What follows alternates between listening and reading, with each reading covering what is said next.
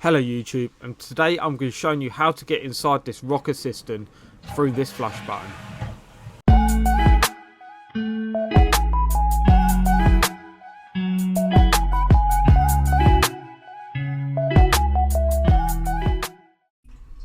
So as you can see, the water is continuously running into the bowl through the back of the pan. The customers rang me to say that the water will not shut off and is continually running into the toilet, but he can't gain access to the parts inside. So I have googled the parts and I know the parts that I need. So these are the parts inside. So this is called a Roca drop valve, and to get these off, what you've got to twist anti-clockwise, lift it up, then also you've got to lift this blue little bob up to gain access to get that part out. Lifting that away, you can see the rubber has got a load of limescale on and has not been sitting flat, so it's letting the water by. So we've got to put that to one side, make sure you feel around inside, make sure the cradle is nice and smooth and there's no debris inside. So with that part out, we can then get our new part that we need to do, which is this Roca AH0004800R, or known as Roca drop valve. These are pretty standard with all Roca cisterns unless they've had a complete overhaul. So to get that out of the packet, and then all you've got to do is push it in, make sure the bottom part goes in as well, and then twist clockwise. You'll see these lugs, you've got to line them up, then twist them clockwise.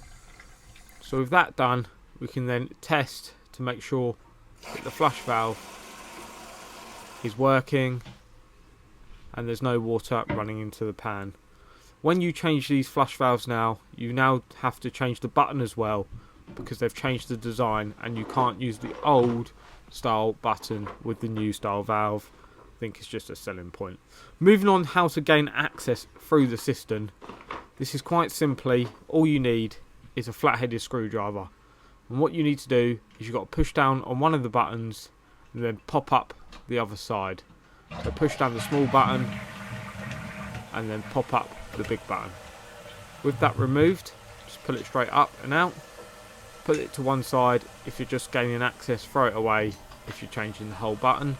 Remove the little one, put that to one side, and inside here you'll see a black screw. Twist this anti-clockwise, lefty loosey, righty tighty, until that comes out, and then all you've got to do is lift the outer plastic casing away, and you've now gained access into the cistern lid. Lift the cistern lid straight up and off and put it to one side. Make sure you don't damage this because you'll probably need to put it back. So lift that up and put it to one side. Now, as you can see in the previous clips, what it's like inside before I changed it. So moving on to changing the button. The new button is quite straightforward. All you've got to do is put the outer casing in like so with these little plastic knobs. These plastic buttons have got to be flush with the top of the chrome casing so they touch the buttons inside.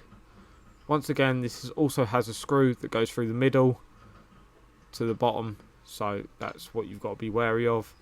So the old style had these plastic long pieces that had to be cut to length and they slid into the button, whereas these new style ones, the outer casing actually slides over the buttons like so. So they can be adjusted to different heights and different flush sizes as well. So with that on, you'd also get this plastic key to adjust them and also screw the screw inside. So realistically, you shouldn't need any tools. Put the small button in first, and then followed by the big button that sits on top of the little button, like so. And that is how you completely overhaul a Roca fill valve and get inside.